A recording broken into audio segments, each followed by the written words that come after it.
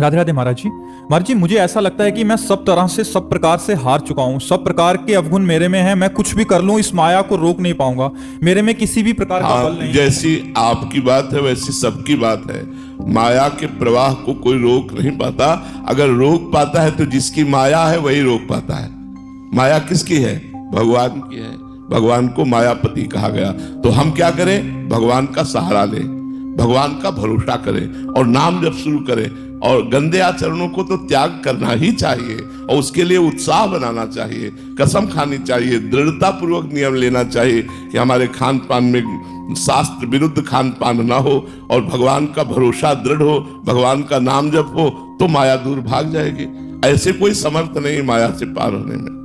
बारी मथे घृत होए बरु सिकता ते बरु तेल, बिन हरि भजन न भवतरिय या सिद्धांत पेल। भव बने यही माया, इससे पार होने का अटल सिद्धांत है। भजन करो, नाम जप करो।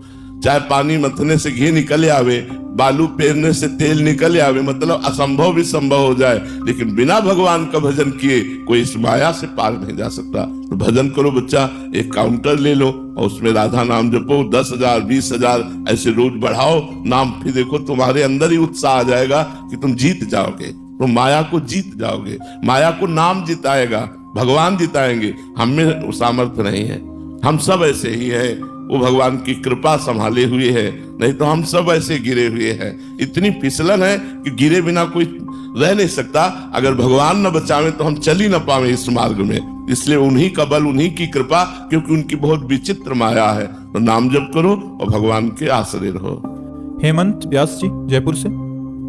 राधे राधे महाराज जी जब कुछ नहीं कमाते थे तो कुछ कमाने की इच्छा हुई, फिर 10,000 50,000 1 लाख तक कमाने लगे, फिर अभी 5 लाख की जरूरत होने लगी। महाराज जी ये किस पड़ाव पर लगेगा कि अब बस और नहीं चाहिए? कभी नहीं लगेगा। शरीर पूरा हो जाएगा पर ये कभी नहीं होगा कि अब मैं तृप्त हो गया, नहीं ना।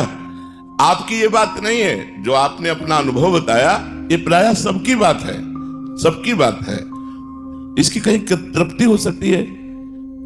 10 से 20, 20 से 40, 40 से 50, 100। एक गरीब आदमी 10 रुपया में संतुष्ट हो जाएगा और एक धनी आदमी 10 लाख में भी संतुष्ट नहीं होगा। दरिद्रता क्या है? असंतोष। धन क्या है? संतोष। जब आवे संतोष धन, सब धन धूल समान। तो इसकी पूर्ति तो कभी भाई हो ही नहीं सकती।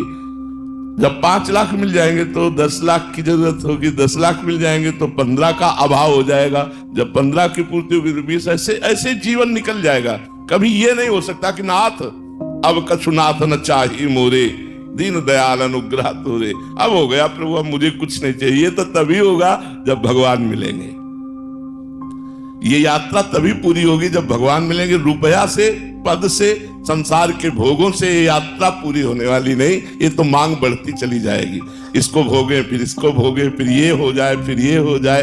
इसलिए संतोष धारण करे और नाम जप करते हुए भगवान की प्राप्ति की इच्छा करे कि भगवान मिल। ये भगवान की माया है सब। जब इतनी मनोहर माया है तो इस माया को बनाने वाला मायापति कितना मनोहर होगा। और जब मायापति मिल गया तो माया तो मिल ही गई, क्योंकि भगवान की तो माया है। इसीलिए भगवान का आश्रय लो, तभी ये इच्छाओं का चक्र रुकेगा, नहीं तो ये फांसता रहता है जीव को। ये आस की फांसी है, ये इच्छा ऐसी फांसी है जिससे मुक्त ही नहीं हो पा रहे।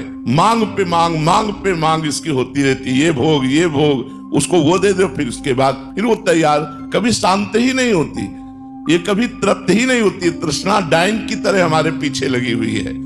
तो हमको इससे निपटने के लिए भगवान का आश्रय, भगवान का नाम जप, वही हमको इससे दूर कर सकता है। दूसरी की कोई सामर्थ्य नहीं।